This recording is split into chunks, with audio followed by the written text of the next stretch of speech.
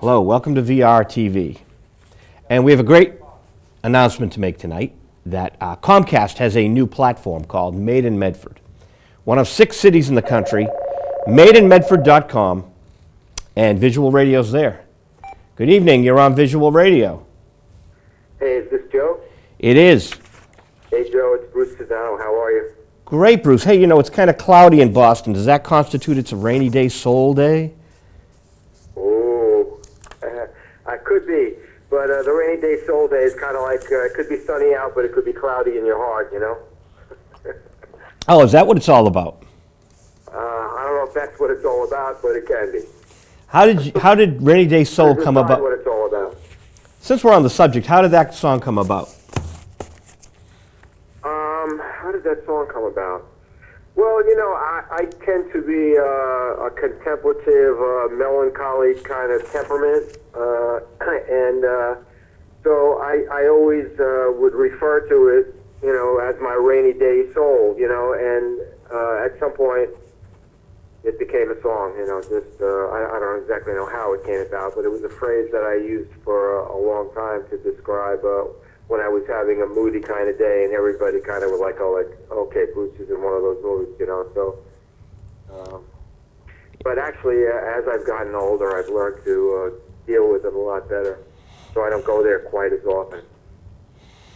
People were talking to rock and roll veteran Bruce Sudano, and I'm very honored you called, Bruce. Thank you very much.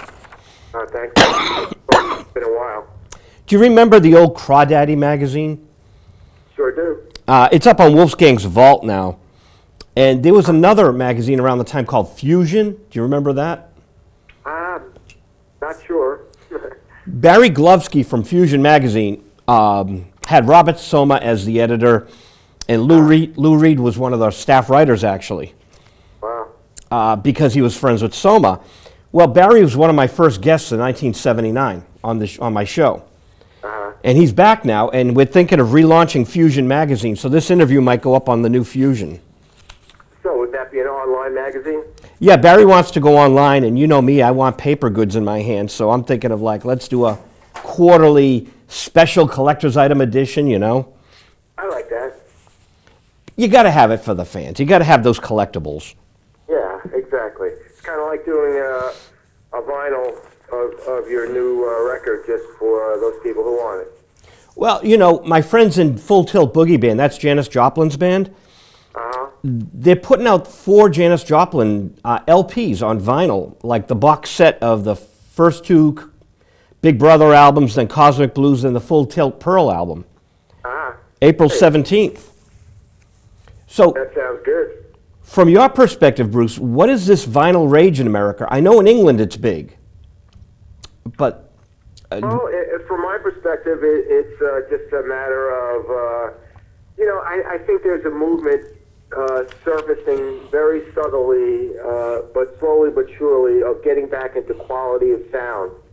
I think that part of what's gone on in this digital revolution is that people have kind of thrown sound quality to the wayside in lieu of expedience and ease and kind of listening to music on their computers and all this. But I think slowly but surely sound quality is going to come back to the fore, and people are going to start getting some better ways of listening to their music. And I think it becomes incumbent on the people making music to digitally to make the quality of what is put out there better. So I think that the vinyl, you know, probably right now has a bit of nostalgia attached to it. It's a little bit of a throwback thing, but it also, part of that is also the quality of the sound and the warmth of the sound and all of that. And I think that moving forward, I think we're going to get to a place where digitally we're going to be able to have files that are downloaded that are better sound quality as well. I hope you're right. I think we may be on that track. Yeah, I think so. I think so. Your kids are adults now, but did they ever use the earbuds? Oh yeah, everybody uses earbuds. I feel that the record labels, the ones that exist, are making this music for earbuds that just doesn't translate, like you were saying, like the warm vinyl sound coming out of big, huge speakers. Yeah. Well, you know, I mean, it's true. I mean, when I mix something, I will not only listen to it on the studio, big speakers in the studio. I'll go and listen to it on my laptop, just because I realize that that's how most people are going to probably hear it. So, you know, you have to take that in consideration. But ultimately, it's not the best case scenario, and hopefully things will evolve to that place. I think they will. Well, David Johansen of the New York Dolls said rock and roll fans will listen to even an out-of-phase, you know, A&M radio, but yeah, it's not optimal to listen on a laptop. Right, exactly. It's just easy. But Phil Spector would always do his mono mixes for AM radio, and a laptop's kind of like the modern AM, isn't it? Exactly. Yeah, that's exactly right. So that's why you have to take that into consideration. But again, I think we're going to be moving to some better sound quality and better digital, you know, bigger files, so that the sound quality can be bigger and better. And I think it'll be good all the way around, because I think that if people, you know, we came from a generation where, you know, everybody had the best turntable they could get, and the best amp and the best speakers that they could afford. And people would spend, you know, money trying to get those particles, those pieces in place, so that they could have a good sound system. And somewhere along the line, I think a generation got skipped, and they missed out on that. But I think there's a market there that's going to be evolving. Yeah, John Till from the Full Tilt Boogie Band said that he got the Pearl album in quadraphonic. And he actually bought the speakers to hear it in quad. But isn't that like 5.1 surround sound these days? Yeah, I guess so.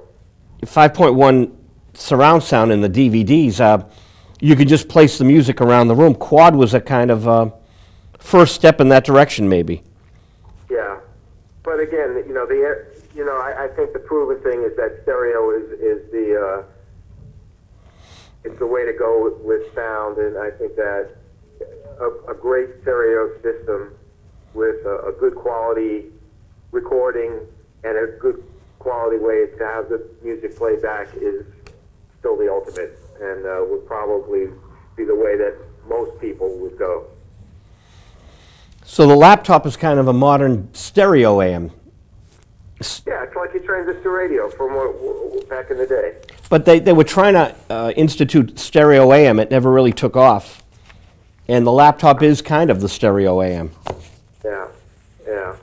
Well, I think before they got to that, I think FM kicked in, and that was the end of stereo AM. I think you're right.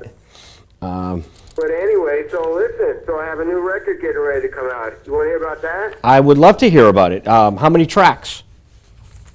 Well, it's going to be 10, only because that's how old school I am. Okay. So I probably recorded about 16. Oh. And but I've kind of whittled it down to 10, and the first single is going to be coming out shortly. I just finished the video that's being edited now, and the CD is called "With Angels on a Carousel." Great. And it's I think it's the best record I've ever made. I think it's the best songs I've ever written. And that may or may not be true, but I think as an artist, that's the way you're supposed to feel all the time. I love Angels stuff, and Angels are big these days. Are they? Well, it's, all right. It's a big topic. I'm in the moment. You are, because Angels people are, you know, beyond touch with an angel, people are really getting into angel inspiration. Yeah. Well, I believe in angels. Oh, there's definitely people supporting us that we don't see. Our spirits. Yes. And that's kind of where I come from as a writer. You know, I often think about where people write from and the place that they write from, and you know, some people are political writers, and some people are clever songwriters, and you know, my inspiration has always basically come from a spiritual place, and that's where I draw from. And as much as many of the publishers over the years that I've had have, you know, tried to push me away from that and that's really where my heart and soul is inspired from, and as well as I guess life experience. But that's where my leaning is.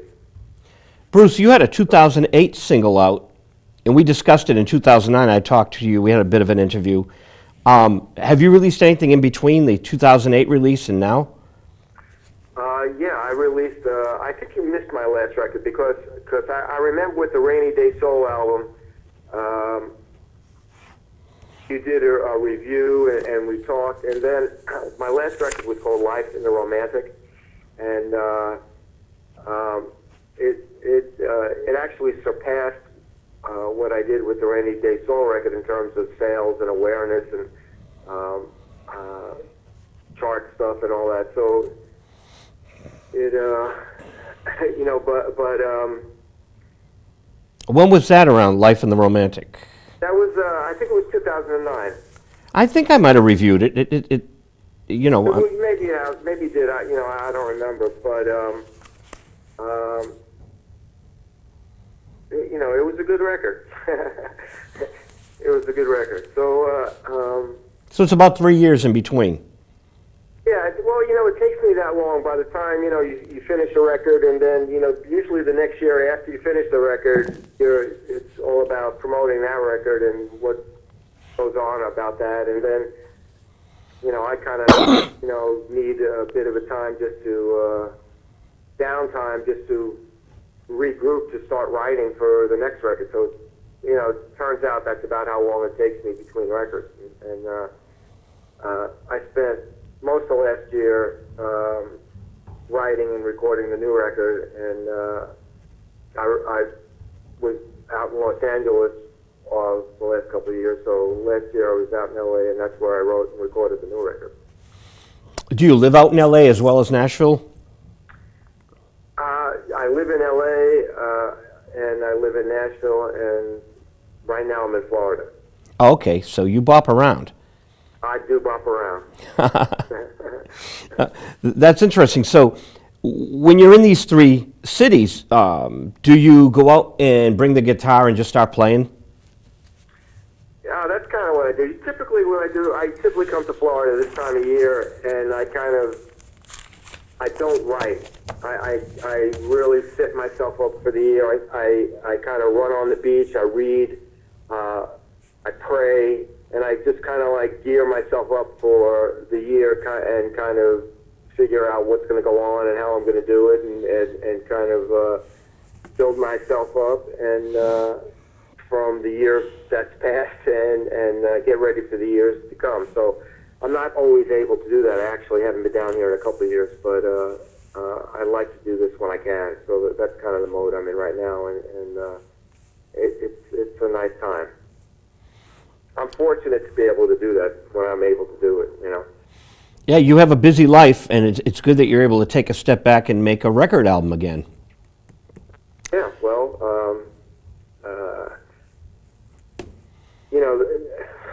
last year was kind of a year where we kind of stepped back, didn't do a lot of touring, and it was really a time so that, I could write and could record and take advantage of that time. Otherwise, I'm not really somebody that writes on the road a whole lot. So, how are the road gigs going now? Are you having fun? I love, that's my favorite thing to do. I mean, that's what I come out of, Alive and Kicking, was started way back in the mid-'60s, and that's how we started, playing clubs and playing live. And so that's always my favorite thing to do. It's, to me, it's a lot, it's the most fun because, I love writing songs and I love making records, but in some way that's a lot more work. Being on stage and just performing the songs is just pure fun. How many instruments do you play, Bruce?